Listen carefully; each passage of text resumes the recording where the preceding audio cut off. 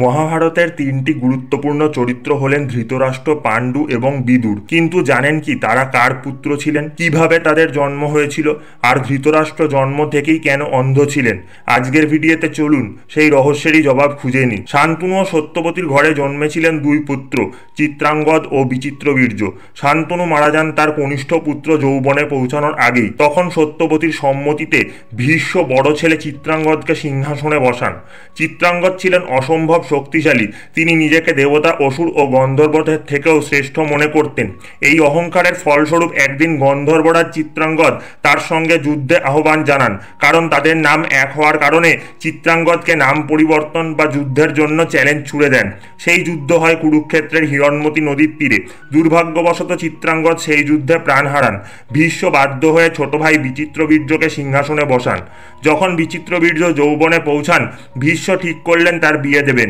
কাশী রাজার ত্রয়ী কন্যার স্বয়ংবরের খবর পেয়ে ভীষ্ম একাই বারাণসীতে রওনা হন। সেখানে গিয়ে দেখলেন নানা রাজ্যের রাজারা উপস্থিত, কিন্তু সবাই ভীষ্মকে দেখে অনেকে তাকে বৃদ্ধ ও ব্রহ্মচারী ভেবে তাচ্ছিল্য করে, এমনকি অপমানও করে।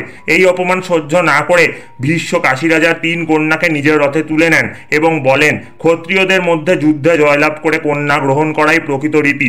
কেউ চাইলেই তাকে রুখে দাঁড়াতে পারে, কিন্তু সকলেই যুদ্ধে পরাজিত হয়। ভীষ্ম 3 রাজকন্যাকে সম্মানের সঙ্গে হস্তিনাপুরে নিয়ে আসেন। তবে সমস্যা হয় যখন জ্যেষ্ঠা রাজকন্যা অম্বা জানান তিনি মনের মধ্যে শাল্যরাজকেই স্বামী হিসেবে বেছে নিয়েছেন। ভীষ্ম তার কথা শুনে ব্রাহ্মণদের সঙ্গে পরামর্শ করে অম্বাকে শাল্যরাজের কাছে পাঠিয়ে দেন। অপর 2 কন্যা অম্বিকা ও অম্বালিকার সঙ্গে বিচিত্রবীর্যের বিয়ে হয়।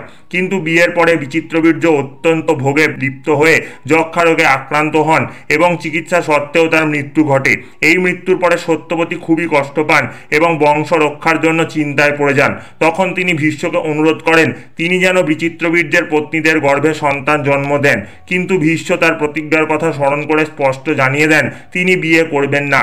তখন সত্যবতী জানান কুমারী বেলায় ঋষি পরাশরের ঔরসে তার এক পুত্র হয়, নাম দৈপায়ন। তিনি পরে মহর্ষি বেদব্যাস নামে পরিচিত হয়েছেন। তিনি এখন মহাযোগী, চতুর্বেদ অধ্যয়নে পারদর্শী। তাকে ডেকে পাঠালে তিনি নিশ্চয়ই সহায়তা করবেন। ভীষ্ম সম্মতি দিলে সত্যবতী তৎক্ষণাৎ ব্যাসদেবকে স্মরণ করেন এবং মুহূর্তেই মহর্ষি উপস্থিত হন। মাকে প্রণাম করে ব্যাস বলেন, মা আপনি আদেশ করুন, আমি আপনার ইচ্ছা পূরণ করব।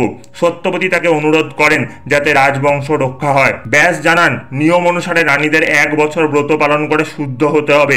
কিন্তু সত্যবতী অনুরোধ করেন সময় খুবই কম, রাজ্যে অরাজকতা চলছে। তাই ব্যাস বলেন যদি এখনই সন্তান উৎপাদন করতে হয় তবে রানীরা যেন তার কুৎসিত রূপ ও গন্ধ সহ্য করেন।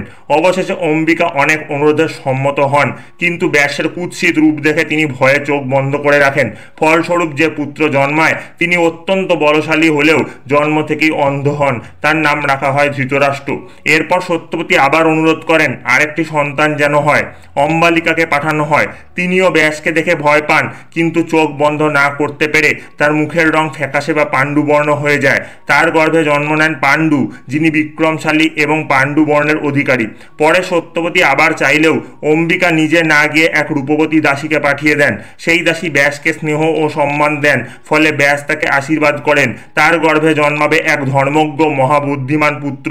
তিনি হলেন বিদুর, যিনি আসলে যমরাজের অবতার, যাকে মান্ডব্য মুনির অভিশাপে পৃথিবীতে শূদ্ররূপে জন্ম নিতে হয়। এইভাবে বিচিত্রবীর্যের স্ত্রীদের গর্ভে ব্যাসদেবের ঔরসে জন্ম নেন কুরুবংশের 3 গুরুত্বপূর্ণ সন্তান, ধৃতরাষ্ট্র, পাণ্ডু এবং বিদুর। এরাই কুরুবংশকে ধ্বংসের হাত থেকে রক্ষা করেন। বন্ধুরা, যদি এই ভিডিওটি ভালো লেগে থাকে তাহলে একটা লাইক অবশ্যই দেবেন। আর ভীষ্মের আসল নামটি জানলে কমেন্টে জানাতে ভুলবেন না। এরকম আরও গল্প শুনতে চাইলে অবশ্যই সাবস্ক্রাইব করুন বং মাইথোলজার চ্যানেলটিকে। দেখা হবে পরবর্তী ভিডিওতে। জয় শ্রীকৃষ্ণ।